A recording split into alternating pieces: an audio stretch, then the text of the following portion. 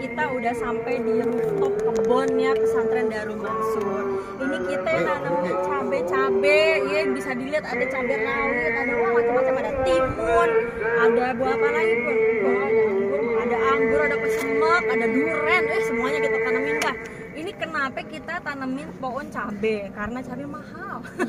Makin naik aja, heran kadang-kadang kita kalau pasar ya tempe naik, aduh ampun deh. Nah Masya Allah, ini kan dengan adanya santri berarti kebutuhan dapur meningkat. Nah kita sebagai yang di atas-atas ya, sebagai teman-temannya santri-santri juga, kita harus memikirkan bagaimana nih supply chain untuk dapurnya santri. Maka alternatifnya adalah kita nanam-nanam dan kita ajarin tuh santri-santri juga ikut nanam supaya nanti pas pulang ke rumah bisa bantuin emak bapaknya naruh pohon cabe, nanam pohon cabe gitu. Jadi banyak banget nih, bener-bener banyak segala macam. Ini udah nggak ada, kenapa? Karena udah kita petik-petikin. Karena santri pada doyan makan seblak ya. Jadi udah banyak banget yang namanya cabai rawit. Berarti bikin sendiri kan bahannya? Ambil bahan sendiri, udah bener fresh, kita masak sendiri, dapurnya ya santri-santri gak ada yang kerjain, dia sendiri yang masak. Jadi kita membebaskan santri, misalkan hari ini kamu mau masak apa, yaudah sok atau ambil cabenya sendiri, ambil pohonnya sendiri gitu ya, daun-daunnya, terus masak sendiri gitu. Jadi lebih hemat ya? Jauh lebih hemat, karena kita harus berpikir untuk kesenjangan kan. Kita mikirin berbagai macam aspek lah, kayak contohnya kerudung juga ya, jilbab itu kita manfaatin warga sekitar yang punya konveksi sehingga jadi hidup juga ekonominya.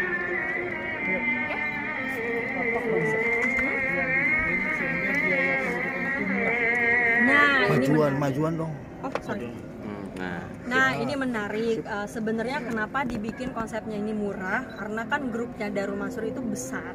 Di antaranya ada Darul Quran yang berbiaya agak middle up ya, sehingga dari situ kan bisa turun tuh distribusinya, kemudian subsidi silangnya ke yang bawah-bawah, sehingga yang middle low gitu ya, yang kelas-kelas menengah ke bawah juga punya kesempatan untuk merasakan pesantren yang kelasnya sama seperti Daku dengan biaya lebih terjangkau. Nah salah satunya untuk penekanan kayak kos, biaya dan lain-lain, ini adalah salah satu contoh.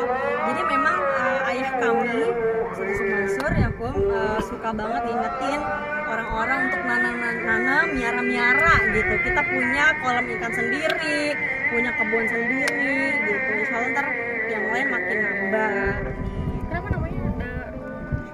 Kenapa namanya Darul Mansur? Karena biar kalau kata papa ya, emang agak lucu nih kalau kata papa kami gitu ya, pengen punya nama kampus, nama pesantren yang nggak nunggu orangnya meninggal dulu baru dikasih nama.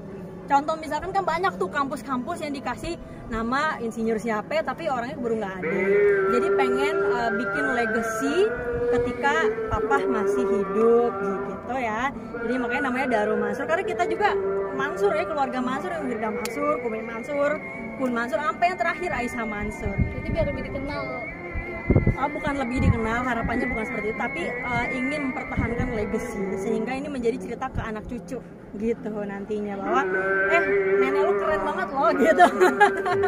Pengennya sih gitu. Jadi kita memang saling mengapresiasi lah sesama keluarga, kayak kakak apresiasi adik, adik apresiasi kakak. Jadi memang itu sudah menjadi kekentalan di keluarga kami seperti itu.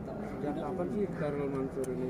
Darul Mansur sendiri sudah ada sejak 2021. Itu cabang pertama kami ada di Purwakarta Wanayasa. Sekarang sudah ada 200 lebih santri dan Masya Allah sudah meluluskan hampir 1000-an lah gitu. Karena ini udah lanjut gelombang-gelombang kan. Dan alhamdulillah ini yang kedua ya Kum ya. Yang kedua ini di Tangerang. Apakah ini termasuk proyek dinasti pesantren? Wah ini Masya Allah ya, enggak lah. Seperti yang sudah kita sebutkan tadi, kita pengen manfaat sebanyak-banyaknya untuk banyak orang. Karena tadi berawal dari keresahan gitu ya, biaya yang semakin naik, segala macam, dari mulai sembako ya, dapur, urusan anak aja masih mahal gitu. Masa sih nggak ada solusi? Nah makanya insya Allah kita hadir memberikan solusi terbaik di Darul Mansur. Ini pesantren ada sekolah juga atau gimana sih? Ini ada sekolahnya juga, jadi ini jadi satu, pesantren dan sekolah. Nah memang yang membedakan adalah di Darul Mansur itu kita ini mengikuti Kemenag Jadi bukan Kemendikbud, ini Kemenak. Ya nantinya setiap santri tetap akan dapat ijazah dan ijazahnya diakui oleh negara karena memang dari negara itu sendiri dan bisa dipakai untuk masuk ke perguruan tinggi. Apa beda sama Darul Quran?